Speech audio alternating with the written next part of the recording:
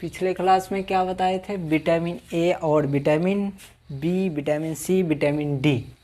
और आज जो है विटामिन क्या बताएंगे, विटामिन ई। विटामिन ई हमारे शरीर में क्या यूज है, इसका क्या काम है और इसका क्या लक्षण है, इसी के बारे में आज बताएंगे। तो पहले देखते हैं विटामिन होता क्या है और ये हमारे शरीर में इसका यूज क्या है।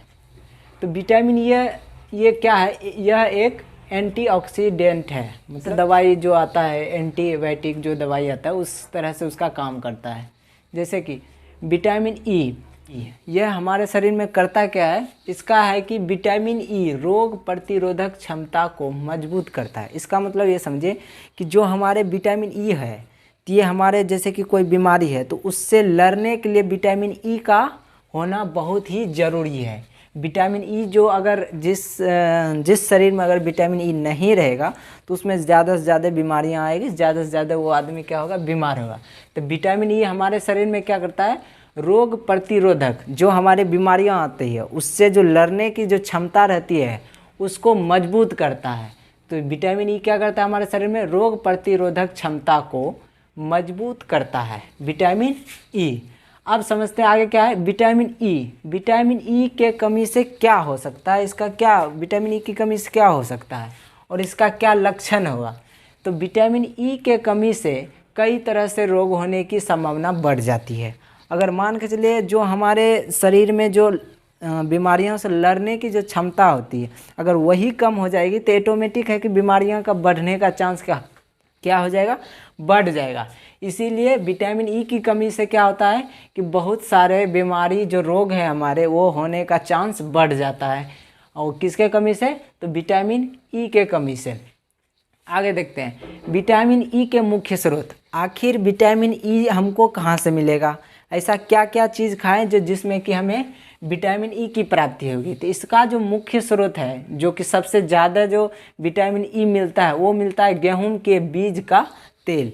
गेहूं का बीज का तेल जो कि बहुत ही फायदेमंद होता है विटामिन ई के लिए।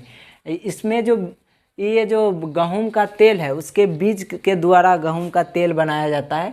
उसके बाद है सूरजमुखी के बीज। सूरजमुखी का बीज जो है उससे भी विटामिन के मिलता है। मूंगफली होता है जो, उससे भी विटामिन ई मिलता है। और मूंगफली का तेल, उसमें भी क्या होता है, विटामिन ई होता है। सोयाबीन का तेल, इसमें भी क्या होता है, विटामिन ई होता है। पालक भी खाने से भी क्या होगा, हमको विटामिन ई की प्राप्ति होगी।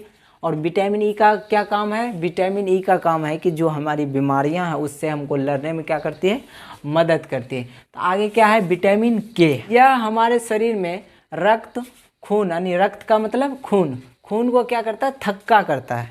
जो विटामिन के है ये हमारे शरीर में क्या इसका इस्तेमाल होता है, क्या यूज करता है, हमारे शरीर में रक्त यानी खून को जो है थक्का यानी जमा देता है, जमाने में क्या करता है, मदद करता है।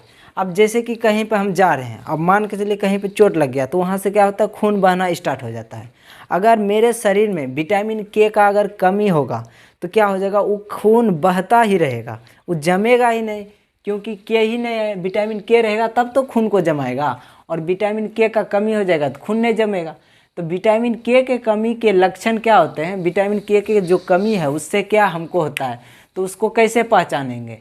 तो विटामिन के का कमी जो पहचानने का है वो है कि अगर थोड़ी सी चोट लगने पर ज़्यादा खून बह जाता है, मतलब छोटा सा खरोच आया उसमें ज़्यादा से ज़्यादा खून निकल रहा है, तो इसका मतलब क्या है, उसके शरीर में विटामिन के का क्या है, कमी है।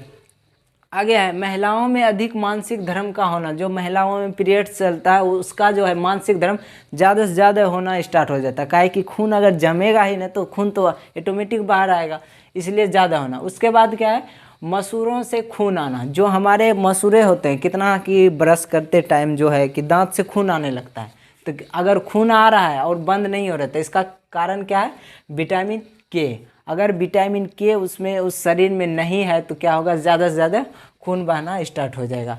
उसके बाद है छोटी सी घाव बड़ा बन जाना। जो हमारे छोटा सा खरोच लगा वो धीरे धीरे क्या होता है, बढ़ जाता है, और घाव छूटने के बजाय और बढ़ जाता है। तो किसके कमी से, तो विटामिन के की कमी से ऐसा ये सब इसका क्या है, लक्षण है। कम उम्र में, मतलब कि उम्र से पहले दांत कमज़ोर हो जाना। जो हमारे दांत है जो उम्र से पहले ही हमको कमज़ोर हो जाता है और दांत टूट जाते हैं, तो किसके कमी से, विटामिन के कमी से। उसके बाद है कि आखिर विटामिन के है, तो उसमें ऐसा क्या कौन कौन सा खाना ऐड करें, कौन कौन सा खाना खाएं जो कि हमें विटामिन के की प्राप्ति मिलेगा। तो उसका जो मुख्य स्रोत है उसमें आप दूध खा सकते हैं, यानी पी सकते हैं, दही है, पनीर है, चिकन, अगर आप मांसाहारी हैं तो चिकन है, अंडा का पीला हिस्सा, यानी कि अंडा में जो वाइट टाइप का होता है, उजला टाइप का, और एक पीला टाइप का, तो वो पीला हिस्सा खाने के लिए उसमें भरपूर मात्रा में क्या रहते हैं, विटामिन के।